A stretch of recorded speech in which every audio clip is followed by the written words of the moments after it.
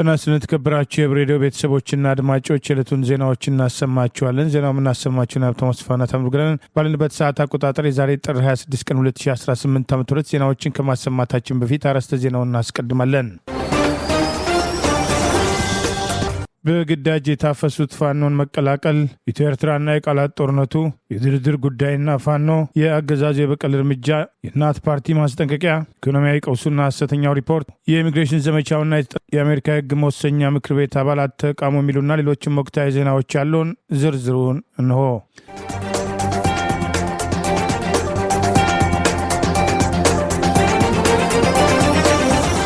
በአፈሳ ታፍነው ወደ ማሰልጠኛ ተቋም የገቡ ምልምል ሰልጣኞች ፋኖን መቀላቀላቸው ተገለጸ። የአማራ ፋኖ ብሔራዊ ንቅናቄ ቴዎድሮስ ዕዝ 109ኛ ኮር ህዝብ ግንኙነት ዛሬ ጥር 26 ቀን 2018 ይፋ እንዳደረገው በአገዛዙ በኃይል ታፍነው ወደ ማሰልጠኛ ተቋም የገቡ ምልምል ሰልጣኝ ወታደሮችን ፋኖን መቀላቀላቸውን አስታውቋል። ፋሽስቱ አብይ አህመድ ስልጣኑን በኢትዮጵያውያን ህጻናት ደምና ጉልበት ለማቆየት ከተለያዩ የመዝናኛ ቦታ እንዲሁም ከትምህርት ቤት አፍኖ ወደ ወታደራዊ ማሰልጠኛ ተቋም ያስገባቸው ምልምል ወታደሮች መሆናቸውን የጠቀሰው ይኸው መረጃ ከብር ሸለቆ ወታደራዊ ማሰልጠኛ ተቋም በመክዳት የአማራ ፋኖ ብሔራዊ ንቅናቄ ቴዎድሮስ ዕዝ 109ኛ ኮር 77ኛ ክፍለ ጦርን መቀላቀላቸውን በፎቶ አስደግፎ ባወጣው መረጃ ገልጿል። አገዛዙ በኃይል አግቶ ወደ ማሰልጠኛ ተቋም ካስገባቸው በኋላ ከከዳችሁ ፋኖ ያርዳቸዋል፣ ይቆራረጣቸዋል እያለ የማስፈራሪያ ፕሮፓጋንዳ እንደሚነግራቸው ሰልጣኞች ምስክርነት መስጠታቸውም ገልጿል። ቴዎድሮስ ዕዝ 109ኛ ኮር ከተለያዩ የአገሪቱ ክፍሎች ታፍነው የሚመጡ ሰልጣኞች ልዩ እንክብካቤ በማድረግ የትራንስፖርት ወጪያቸውን በመሸፈን ከዚህ ቀደም ከ136 በላይ ምልምል ሰልጣኞች ወደ ትውልድ ቀያቸው በክብር በመሸኘትና ከወላጆቻቸው ጋር በማገናኘት የወገን አለኝታ መሆኑን በተግባር ማስመስከሩን ገልጿል። ወደ ማሰልጠኛ ታግተው የገቡ ኢትዮጵያን ዕድሜያቸው ከ15 እስከ 17 ዓመት የዕድሜ ክልል እንደሚገኙ ምልምል ሰልጣኞች ለፋኖ ማስረዳታቸውን የገለጸው መረጃ በኢትዮጵያን ታዳጊ ህጻናት ጉልበትና ደም ጸንቶ የሚኖር ስልጣን ዙፋን የለም በማለት የአማራ ፋኖ ብሔራዊ ንቅናቄ ምዕራብ አማራ ቀጠና ቴዎድሮስ ዕዝ 109ኛ ኮር ህዝብ ግንኙነት ዛሬ ጥር 26 ቀን 2018 ባወጣው በዚሁ መረጃ ገልጿል። ይህ በእንዲህ እንዳለ ጥር 9 ቀን 2018 ዓ.ም በይፋ የተመሰረተው አንድ የፋኖ አደረጃጀት የሆነው የአማራ ፋኖ ብሔራዊ ንቅናቄ በነገው ዕለት ጥር 27 ቀን 2018 ዓ.ም ከምሽቱ 12 ሰዓት ጀምሮ ለመጀመሪያ ጊዜ በውህደት አመቻች ኮሚቴው አማካኝነት መግለጫ ለመስጠት ቀጥሮ ይዟል። ጥር 27 ቀን 2018 በኢትዮጵያ የሰዓት አቆጣጠር ከምሽቱ 12 ሰዓት ይሰጣል የተባለው ይህን መግለጫ የአማራ ፋኖ ብሔራዊ ንቅናቄ ምስረታን አስመልክቶ በአንድነት አመቻች የቴክኒክ ኮሚቴ አባላትና በታዛቢዎች አማካኝነት በቀጥታ ስርጭት ለህዝብ ማብራሪያ እንደሚቀርብበት ገልጿል።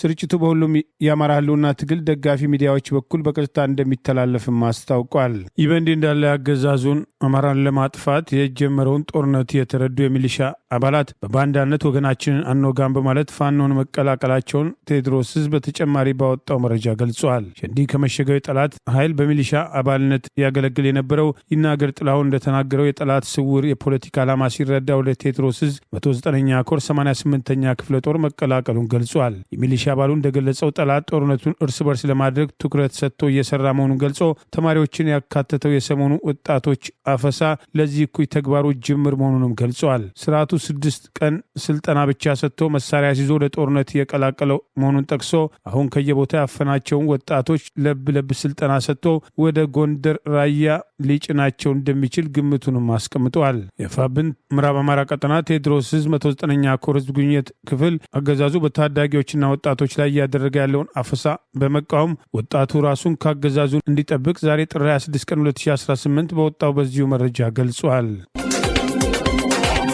ጠቅላይ ሚኒስትር አብይ አህመድ በኢትዮጵያና በኤርትራ መካከል ያለው ግንኙነት መሻከር የጀመረው በትግራይ ክልል ለ2 ዓመታት በተካሄደው አስከፊ ጦርነት መጀመሪያ አንስቶ ነው አሉ።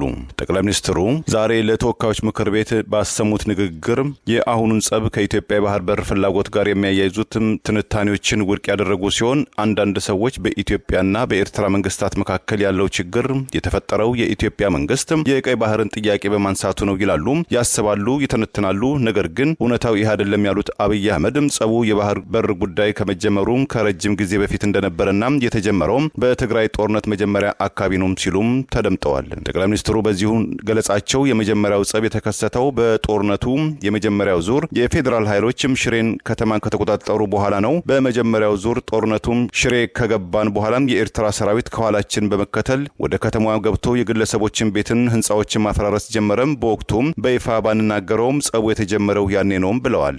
ጦርነቱ በማዕከላዊ ትግራይ ወደሚገኙ ታሪካዊ ከተሞች ሲሸጋገር ሁኔታዎች ይበልጥም እየተባባሰ መሄዱን የጠቀሱት አብይ አህመድም የኤርትራ ኃይሎችም አክሱም ገብተው በወጣቶች ላይ የጅምላ ጭፍጨፋም ሲፈጽሙ ጸቡ ተጋግሎ ነበረም ሲሉም ለፓርላማው አባላትም ተናግረዋል። ባድዋም የኤርትራ ወታደሮች ፋብሪካዎችን መበታተንና መዝረፍ መጀመራቸውን፣ በአዲግራት ደግሞ ከመድኃኒት ፋብሪካው ሊንቀሳቀስ የሚችለውን ነቅለው በመውሰድ የቀረውን አውድመዋል ያሉትም አብይ አህመድ ይህ ግንኙነት እንዲቋረጥም ግፊት ምክንያት መሆኑንም ጠቅሰዋል።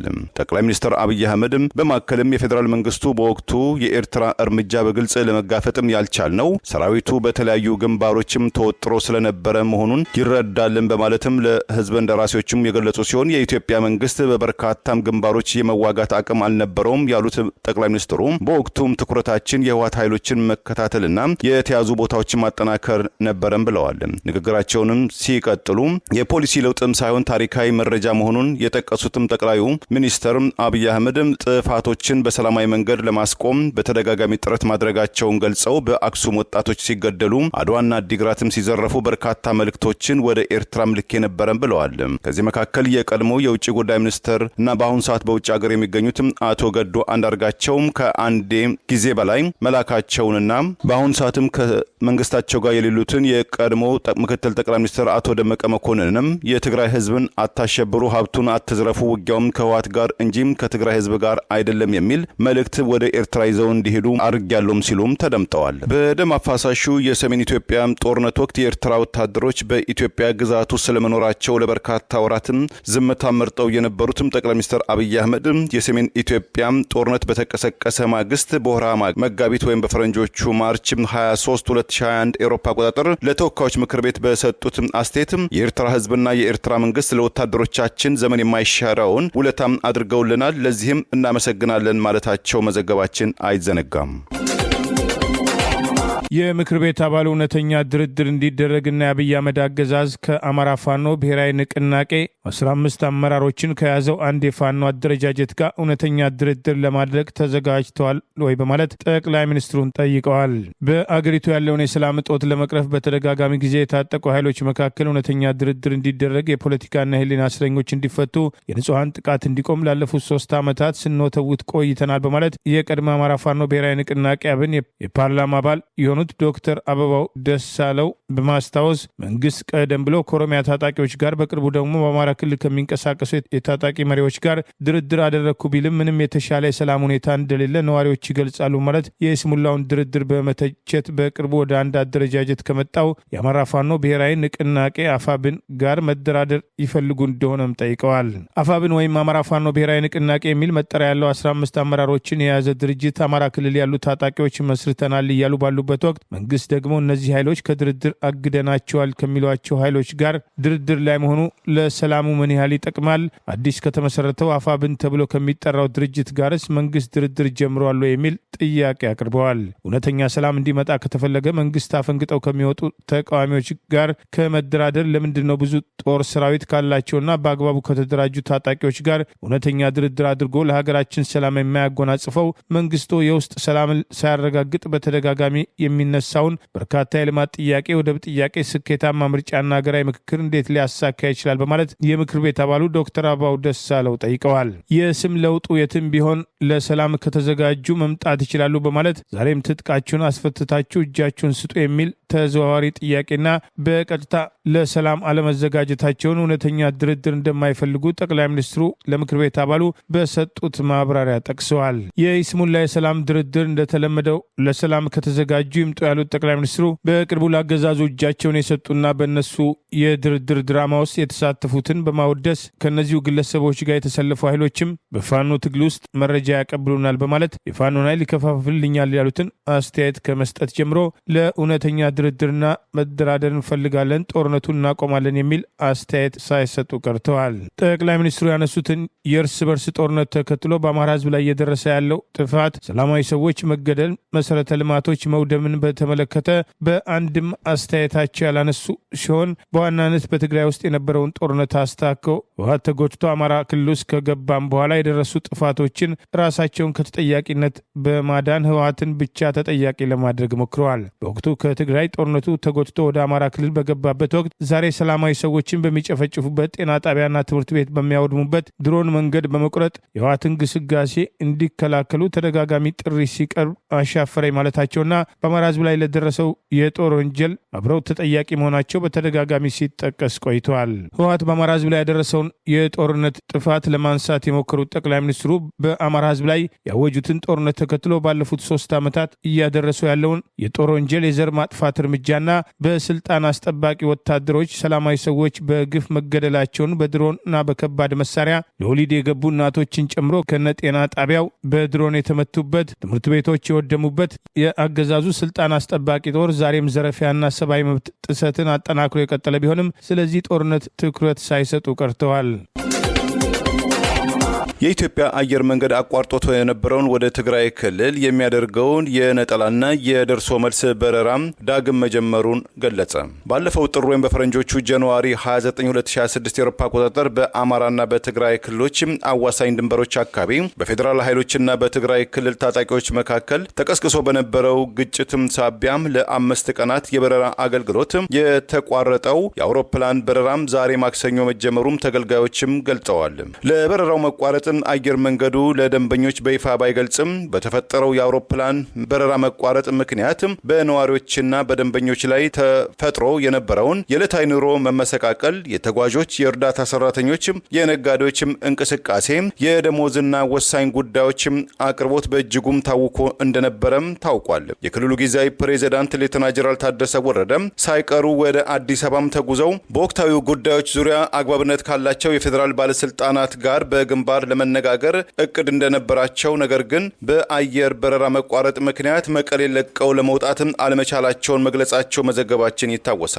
በሰሜን ኢትዮጵያም ያገረሸው የግጭትና የጦርነት ደመና ያሰጋው የአፍሪካ ህብረትና የተባበሩት መንግስታት ድርጅት ተፋላሚ ወገኖች ራሳቸውን ከግጭት አባዜ በማራቅ በፕሪቶሪያው የሰላም ስምምነትን ተግባራዊ እንዲያደርጉ ምክረ ሀሳብ ማቅረባቸው አይዘነጋም። ይህ በእንዲህ እንዳለ አዲሱን የሁለቱን ኃይሎች ግጭት ተከትሎ የኢትዮጵያ አየር መንገድ ለ5 ቀናት አቋርጦት የነበረውን የትግራይ በረራ ዛሬ 2 በረራ ከአዲስ አበባ ወደ መቀሌ፣ ከመቀሌ ወደ አዲስ አበባ ሌላ 2 በረራ ብቻ ማድረጉን የበረራ መጀመር ነዋሪዎችን በተወሰነ ደረጃ እንዳረጋጋቸው የሚጠቅሱ መረጃዎች ወጥተዋል።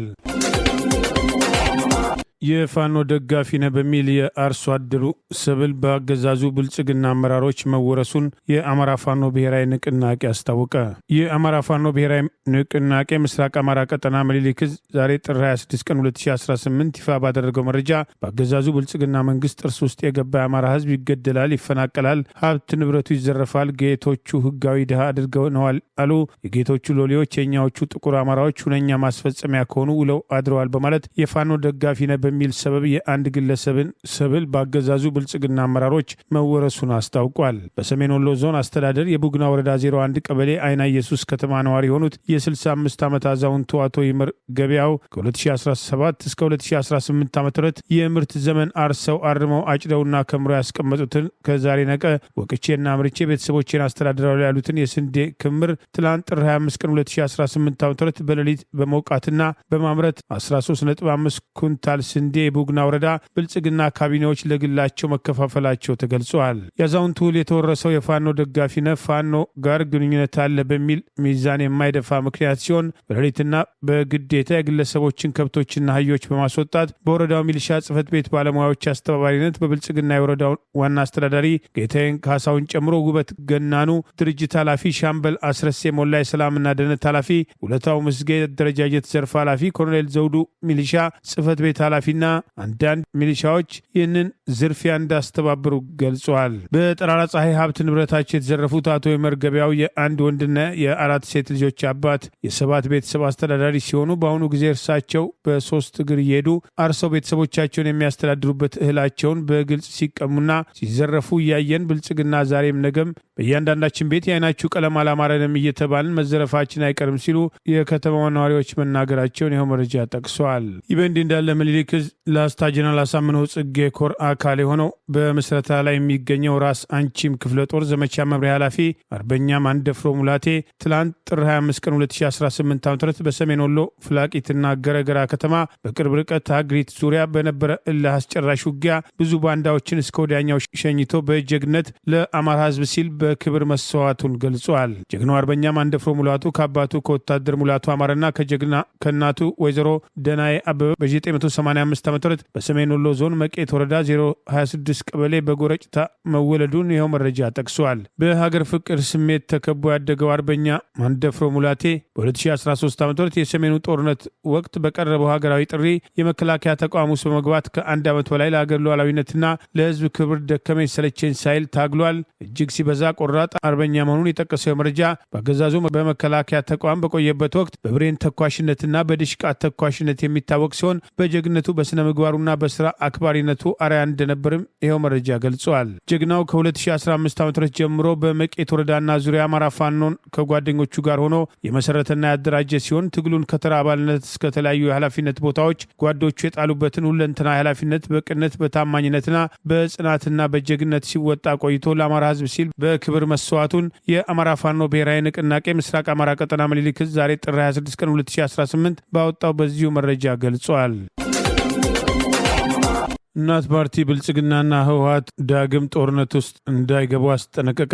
ትላንት በከባዱ የመታን እንቅፋት ዳግም እንዳይመታን ጥንቃቄ ይሻል በማለት የአገሪቱ ብሔራዊ ደህንነት ቅድሚያ ሊሰጠው እንደሚገባ ገልጸዋል። እናት ፓርቲ በወቅታዊ ጉዳይ ላይ ዛሬ ጥር 26 ቀን 2018 ዓ.ም ባወጣው መግለጫ ትላንት በከባዱ የመታን እንቅፋት ዳግም እንዳይመታን ጥንቃቄ ይሻል በማለት ህወሓትና ብልጽግና ልዩነቶቻቸውን በጠመንጃ ለመፍታት መሞከር የሀገርን የህልውና አደጋ ላይ የሚጥል መሆኑን ተረድተው ከማናቸውም አባባሽ ምክንያቶች የኃይል እርምጃ እንዲቆጠቡ እናሳስባለን ሲል ጥሪ አቅርበዋል። በሀገራችን ኢትዮጵያ ባለፉት 8 ዓመታት በነበሩት ግጭቶች ሳቢያ የጠፋው የሰው ህይወት፣ የወደመው ንብረትና የተናጋው ማህበራዊ ትስስር ገና ሳይጠገን አሁን ደግሞ በፌዴራል መንግስቱና በህወሓት መካከል ዳግም ጦርነት እያንዣበበ በመሆኑ ፓርቲያችን በእጅጉ አሳስቦታል ሲል በዚሁ መግለጫ ጠቅሷል። የ2013 የሚሊዮኖች ነፍስ ያጠፋው፣ ለአካል ጉዳት የዳረገው፣ ከቀያቸው ያፈናቀለውና በቢሊዮኖች የሚገመት ንብረት ያወደመው ደም አፋሳሽ ጦርነት በፕሪቶሪያ የሰላም ስምምነት ቢቋጭም አሁንም ዳግም በእንቅፋቱ ሊመታን እየተንደረደርንለት የሚመስለው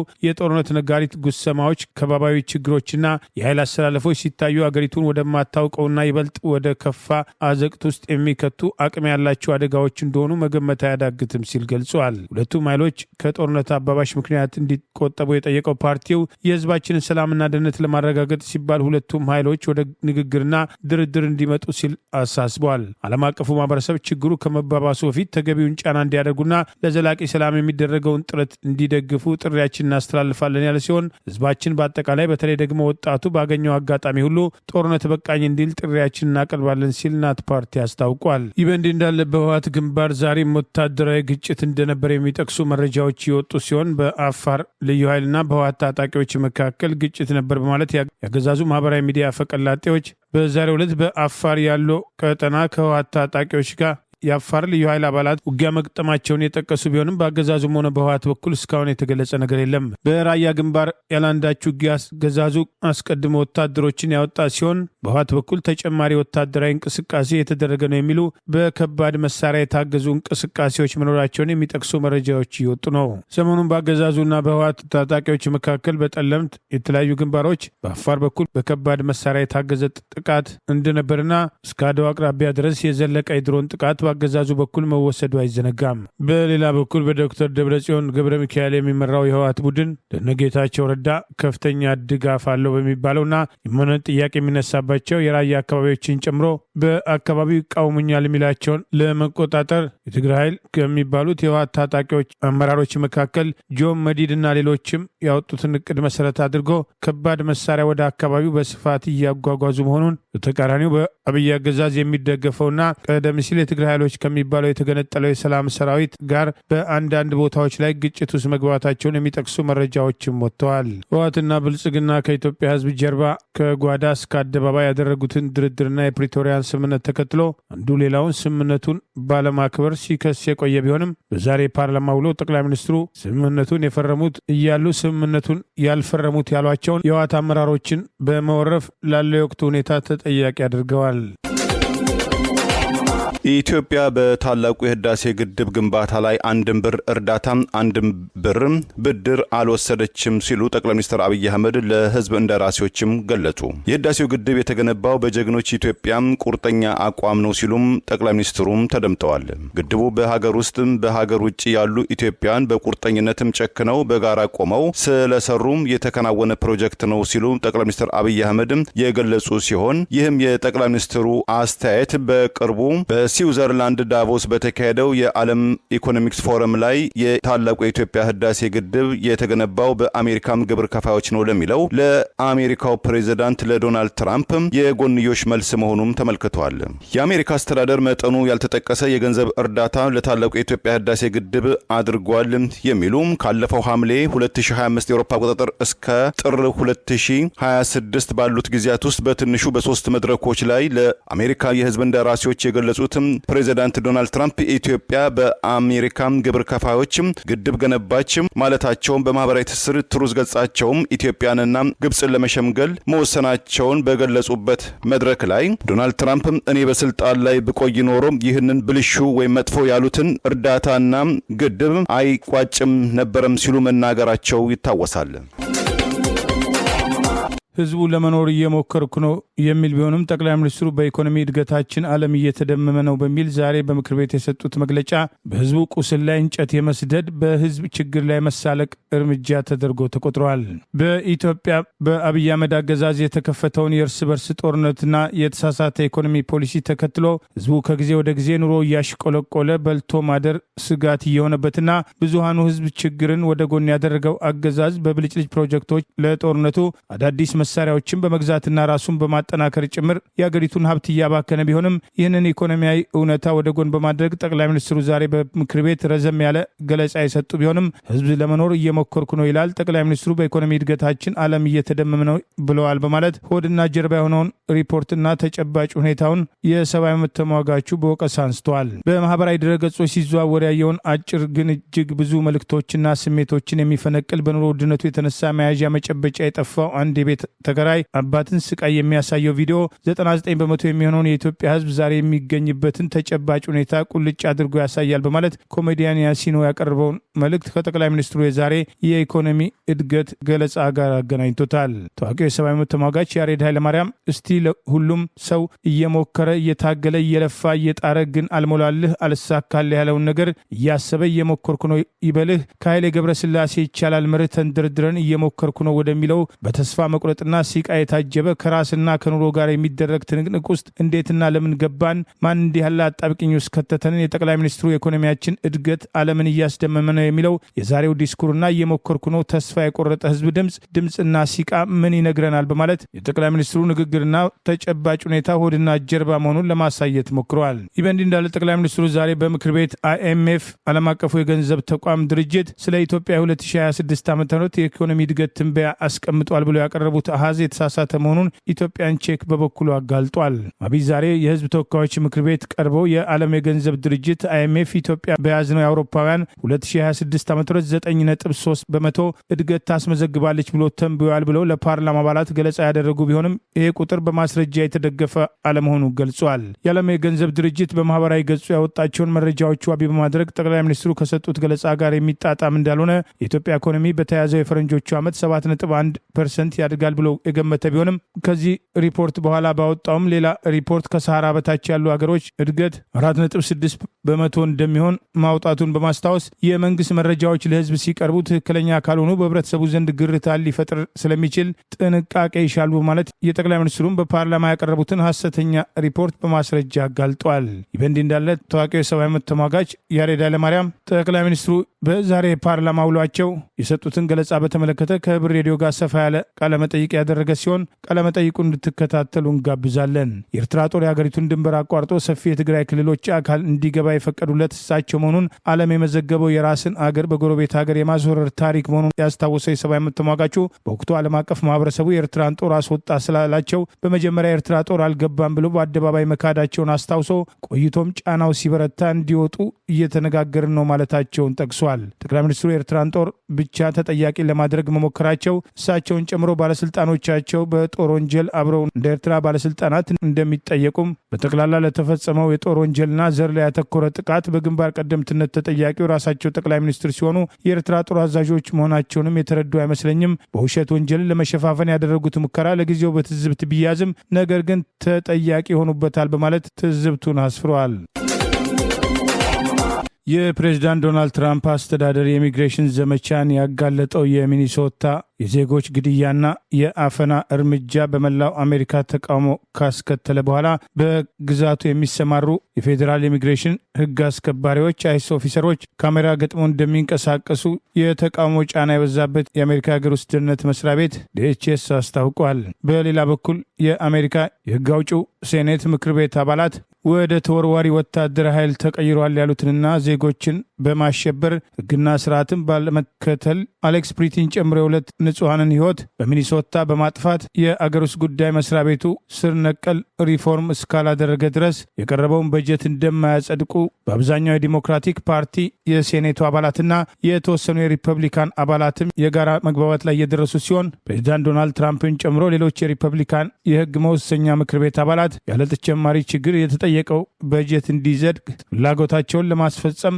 በውሳኔያቸው ጸንተዋል። በሚኒሶታ አሌክስ ፕሪቲና ኒኪ ሁድን ሕይወት የቀጠፈው እርምጃ የወሰዱት የፌዴራል ኃይሎች የተሰማሩት ስደተኞችን ለመያዝ በሚኒያፖሊስ ከተማ የተጠናከረውን ተቃውሞ ተከትሎ የተወሰደው ተጨማሪ የኃይል እርምጃና እንቅስቃሴ መሰረት ማድረግ የዜጎች መብት ካልተከበረ የከተማው ፖሊሶች ሕግና ስርዓት ባላከበሩ የኢሚግሬሽን ኦፊሰሮች ላይ ሕግ የማስከበር እርምጃ እንዲወስዱ በፖሊስ አዛዡ በኩል ትላንት በይፋ ተገልጿል። ቀደም ሲል የአሌክስ ፕሪቲን ግድያ ለማስተባበል ባለስልጣናት የሞከሩ ቢሆንም የሄነፒን ካውንቲ የሕክምና ምርማሪ ቡድን ባደረገው ምርመራ በፌዴራል ኃይሎች እርምጃ ምክንያት የተከሰተውን የፕሬቲ ሞት ግድያ መሆኑን የገለጸ ሲሆን ይህ ድምዳሜ አንድ ሰው በሌላ ሰው መገደሉን የሚያመለክት ቢሆንም በትክክል ወንጀል ተፈጽሟል የሚለውን የሚያረጋግጥ ላይሆን እንደሚችል ቢገለጽም ምርመራው እንዲቀጥል ተጨማሪ ግፊቶች ተጠናክረዋል። በአንዲት ሴት ላይ ፌዴራል ኢሚግሬሽን ኦፊሰሮች ተቃውሞዋን ለማስቆም ያደረጉትን ግፊት ተከትሎ ለመከላከል ሲሞክርና በስልኩ ለመቅረጽ የተንቀሳቀሰው አሌክስ ፕሪቲን ወደ መሬት ከጣሉት በኋላ የጸጥታ ኃይሎች በተኮሱበት ጥይት በርካታ የተኩስ ቁስሎች መኖራቸው በአንድ ወይም ከዚያ በሚበልጡ የጸጥታ ኃይሎች እንደተተኮሰበት አዲሱ ምርመራ አጋልጧል። የአሜሪካ የጉምሩክና የድንበር መስሪያ ቤት ይፋ እንዳደረገው መረጃ የአሌክስ ፕሪቲ ሞት ውስጥ እጃቸው ያለበት ሁለቱ የፌዴራል ኦፊሰሮች የሰውነት ላይ ካሜራ አድርገው እንደነበር ወኪሎቹ ለጊዜው ከስራ ታግደው እንዲቆዩ መደረጉን መስሪያ ቤቱ ያስታወቀ ቢሆንም ማንነታቸውን በይፋ ባይገልጽም የተለያዩ ወገኖች በማህበራዊ ሚዲያ በግድያ ውስጥ ተሳትፈዋል ያሏቸውን ኦፊሰሮች ፎቶግራፍ ጭምር በማሰራጨት ፍትህ ለአሌክስና ቀደም ሲል ለተገደለችው ኒኮሊ ጉድ ጠይቀዋል። የአሜሪካ ፍትህ ቢሮ በበኩሉ በአሌክስ ፕሪቲ ሞት ዙሪያ የሲቪል መብት ጥሰት ምርመራ መክፈቱን የገለጸ ሲሆን የሀገር ውስጥ ደህንነት ሚኒስትሯ ክሪስቲና ኖም የገንዘብ ድጋፍ እንደተገኘ ፌዴራል ኃይሎች ላይ የሰውነት ካሜራ የመቅጠም ስራው በአገር አቀፍ ደረጃ እንዲከናወን ይደረጋል በማለት በተዘዋዋሪ የተጠየቀው በጀት እንዲጸድቅ የበኩላቸውን አስተያየት ሰጥተዋል። የአሜሪካ የኮንግረስ አባላት መካከል በርከት ያሉ የዲሞክራቲክ ፓርቲ አባላት ትውልደ ሶማሊያዊቷን ኢልሃን ኡመርን ጨምሮ የአገር ውስጥ ደህንነት ሚኒስትሯ ክሪስቲኖ ከስልጣን እንዲነሱ ሕግ አርቅቀው የተንቀሳቀሱ ሲሆን 218 ድምፅ ካገኙ የአገር ውስጥ ሚኒስትሯን ከስልጣን ለማባረር የሚችሉበት መተማመኛ እንደሚያገኙ ታውቋል። ይህ በእንዲህ እንዳለ ከሚኒያፖሊስ ከተማ አዛዥ በተጨማሪ በተለያዩ ግዛቶች የሚገኙ ከንቲባዎችና የፖሊስ አዛዦች አልፎ አልፎም አቃቢ ሕጎች በሚያወጧቸው ተከታታይ ትዕዛዞች የኢሚግሬሽን ኦፊሰር አባላት የሚያደርጉትን እንቅስቃሴ ተከትሎ የዜጎችን መብትና ደህንነት አደጋ ላይ እንዳይጥሉ ይህንን ቢያደርጉ በሕግ ተጠያቂ እንደሚሆኑና በየአካባቢው የሚገኙ ፖሊሶች ሕግና ስርዓት እንዲያስከብሩ ጭምር አዳዲስ ትዕዛዝ መስጠት ጀምረዋል። የፌዴራል ኦፊሰሮቹ ጭንብላቸውን እንዲያወልቁ፣ ተጨማሪ ስልጠና እንዲሰጥ፣ በተቋም ውስጥ ማሻሻያ እንዲደረግ የምክር ቤት አባላቱ የሚያደርጉትን ግፊት አጠናክረዋል። የኢትዮጵያ መንግስት የኤርትራ ወታደሮችን እንዳልሸለመም እንዳላወደሰም ዛሬ በጨፍጫፊነት መወንጀሉ ለጦርነት እያሴረ ነው ሲል የኤርትራ መንግስትም አቋሙን ገለጸ። ጠቅላይ ሚኒስትር አብይ አህመድ ዛሬ በፓርላማ ውሏቸው የኢትዮ ኤርትራ አሁናዊ ጉዳይን የተቀሰቀሰው በቀይ ባህር ጥያቄ አይደለም፣ ልዩነቱ የተፈጠረው በደም አፋሳሹ በሰሜን ኢትዮጵያም ጦርነት ወቅት የኤርትራ ወታደሮች በአክሱም፣ በአድዋም፣ በአዲግራት ከተሞችም ወንጀል ፈጽመዋል የሚል ውንጀላም ለመጀመሪያ ጊዜ በአደባባይ ማሰማታቸውን ተከትሎ የኤርትራው የማስታወቂያ ሚኒስትር አቶ የማነ ገብረ መስቀል በማህበራዊ ትስስር ኤክስ ገጻቸው እንዳጋሩትም የብልጽግና መሪው እና ከፍተኛ ወታደራዊ ባለስልጣናቶቻቸው ለኤርትራ ወታደሮችም የምስጋናና ውዳሴ ጋጋታም ሲያሽጎደጎዱ የአገሪቱን የክብር ሜዳሊያም መሸለማቸው አይዘነጋም ብለዋል። አቶ የማነ አስተያየታቸውን ሲቀጥሉም ተራና ውሸታም ያሉትን የብልጽግና ፓርቲም ከቀድሞው አፍቃሪ ኤርትራ መንግስትም አቋሙ አፈግፍጎ በባህር በር ተደራሽነት ጥያቄ ስም ኤርትራን ለመውረር እየተንደረደረ ይገኛል። ለዚህም ማሳያው እስራኤል እንደ ፈረንጆቹ አቆጣጠር በ1967 ለ6 ቀናት በተካሄደው ጦርነት በ1981 የአውሮፓ አቆጣጠር ጀምሮ እስራኤል ላለፉት 45 ዓመታት በኃይል የያዘችው በዓለም አቀፉ ማህበረሰብ ዘንድ በሶሪያ ግዛትነት የሚታወቀውን የጎላን ኮረብታዎችን ወረራን ኤርትራን ለመውረር እንደ ፍትሃዊነት የኢትዮጵያ መንግስት እየተጠቀመ ይገኛል በማለትም አቶ የማነ ገብረ መስቀል የመንግስታቸውን አቋምናም ተቃውሞም አሰምተዋል። በሳምንቱ ማብቂያ በአሜሪካ ሎስ አንጀለስ ከተማ በተካሄደው የግራሚ ሽልማት የ90 ዓመቱ የቡድሃ እምነት መሪው ዳሊያም ላማም ምርጥ መጽሐፍ በማቅረብ ተሸለሙ። ዳሊያም ለሽልማቱ የግሌ ስኬትም ሳይሆን በዓለም አቀፍ ደረጃም ስለተከፈለው የጋራ ኃላፊነት ነው ብለዋል። ቻይናም ሽልማቱን በጥኑ አጥብቃም ተቃውማለች። ባለፈው እሁድ በተካሄደው 68ኛው የግራሚ አዋርድ ላይ በበርካታም ሃይማኖታዊና መንፈሳዊ ንግግሮች በአሸናፊዎች ዘንድ የተሰማም ሲሆን አንዳንድ ተሸላሚዎችም የአሜሪካ የኢሚግሬሽን ባለስልጣናት አይሲኢ በዜጎች ላይ እየወሰደም ስላለው እርምጃም ተቃውሟቸውን በጋር ሲገልጹም ተመልክተዋል። በዚህ ሽልማት ላይ ስማቸው ጎልተው ከተጠቀሱት ተሸላሚዎች መካከል 14ኛው የቲቤቲያን ቡድሃ መንፈሳዊ መሪው ዳሊያ ላማም ምርጥ ትርክትናም ታሪክም ተኮር በተባለም ክፍል ቤስት ኦዲዮ ቡክ ናሬሽን ስቶሪ ቴሊንግ ሪከርድ ካታጎሪ ምርጥ ተብሎ ሽልማት እንዲሰጣቸው ዳኞችም ወስነዋል። የቡድሃም የሃይማኖት መሪው ዳሊያም ላማ በሽልማቱ ውድድር ላይ ከተፎካካሪያቸው መካከል በሽልማቱ አሰጣጥ መድረክ ላይ የዓመቱን ምርጥ የሙዚቃም ተሸላሚ ለማስተዋወቅ ወደ መድረክ በመውጣት ፕሬዚዳንት ዶናልድ ትራምፕ ከኤፕስቲን የወሲብ ቅሌት ፋይል ጋር በነገር የሸነቆጣቸው ከፕሬዚዳንቱም በኩል የክስ ፋይል ይጠብቀሃል የሚል ዛቻም ያስተናገደው ደቡብ አፍሪካዊው ታዋቂም ኮሜዲያንና የቴሌቪዥን ፕሮግራም አቅራቢም ትሩቨር ኖዋና የአሜሪካው የከፍተኛ ፍርድ ቤትም ዳኛም ካታጂም ብራውን ጃክሰን መሆናቸውም ታውቋል። ሽልማቱን በካናዳዊ ዘፋኝ የዘፈን ግጥም ጸሐፊ ሮፍም ዌን ራይት አማካኝነት የተቀበሉት ብፁዕነታቸው ዳሊያ ላማም ከ6 ሚሊዮን በላይ ተከታዮች ባለው ኢንስታግራም ገጻቸው ይህንን ሽልማት በታላቅ አክብሮትና ሰብአዊነት ተቀብያለሁ። ይህ ሽልማት ለኔ ለግሌ እውቅና የሚያሰጥም ሳይሆን በዓለማችን ላይ ስላለን ኃላፊነት የተከፈለ ነው። እኔ በዓለማችን ላይ ሰላም ተፈጥሮ መንከባከብ እርስ በርሳችን መደማመጥም 8 ቢሊዮን ለሚጠጋ የዓለም ህዝብ ወሳኝነት አለው ብዬም በጽኑ አምናለሁ ብለዋል። ትንሿ የኤስያ አገር ቲቤትን ከ1951 ኤሮፓ አቆጣጠር ጀምሮ በኃይል የያዘችው ቻይና በዓለም ላይ ሰላም ይስፈን በማለት በ1989 ኤሮፓ አቆጣጠር የኖቤል ሽልማትም ተሸላሚ ለሆኑትና ከ1959 ኤሮፓ አቆጣጠር ጀምሮ በህንድ በግዞት የሚገኙት ዳላይ ላማ እሁድ ላይ መሸለማቸውን ለጸረ ቻይና መሳሪያነት ተጠቅሞበታል በማለትም ቤጂንግም ተቃውሟን አሰምታለች። የቻይና የውጭ ጉዳይ ሚኒስትር ቃል አቀባይ ሊማን በትላንትናው ዕለት በሰጡት ጋዜጣዊ መግለጫ 14ኛው ዳላይ ላማ የሃይማኖት መሪ ብቻም ሳይሆኑ በውጭ አገር የሚኖሩ በሃይማኖት ሽፋን ከቻይና ለመነጠል የፖለቲካ ሴራ የሚሰሩ ናቸው በማለትም የግራሚ ሽልማቱን ቤጂንግም ተቃውማለች።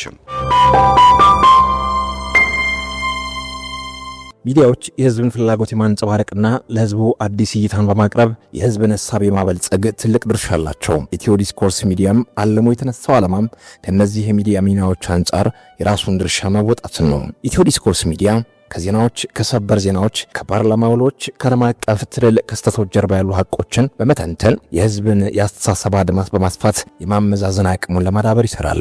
ኢትዮ ዲስኮርስ ሚዲያ ይህን ሲያደርግ ዜና የሆኑ ፖለቲካዊና ማህበራዊ ክስተቶችን ያመጡትን መሰረታዊ እውነታዎች፣ ታሪካዊ ዳራዎችና ፖለቲካዊ ፍላጎቶች በስፋትና በሚዛናዊነት ይተነትናል። ኢትዮ ዲስኮርስ በዚህ ረገድ የራሱን ሚና ለመጫወት ታልሞ የተመሰረተ ሚዲያ ነው።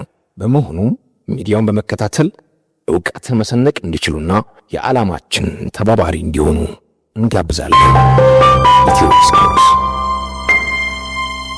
ለዛሬ ያሉን ዜናዎች እነዚህ ናቸው። ዜናውን ስታደምጡ ለቆያችሁ የህብር ሬዲዮ ቤተሰቦችና አድማጮች ምስጋናችን ድረሳችሁ። የህብር ሬዲዮ ኦፊሻል ዩቲዩብ ቻናላችንን ሰብስክራይብ ያላደረጋችሁ ሰብስክራይብ በማድረግ በተጨማሪም የደውል ምልክቱን በመጫን የህብር ሬዲዮ ቤተሰብ እንድትቀላቀሉ በአክብሮት እንጋብዛለን። እንደ ወትሮ ሁሉ የህብር ሬዲዮ ቤተሰቦች ፕሮግራሞቻችንን ላይክ በማድረግ ሼር በማድረግ አስተያየቶቻችሁን በመስጠት አብሮነታችሁን እንድትገልጹ በአክብሮት እንጠይቃለን። በድጋሚ እናመሰግናለን። ጤና ይስጥልን። ቸር እንቆይ።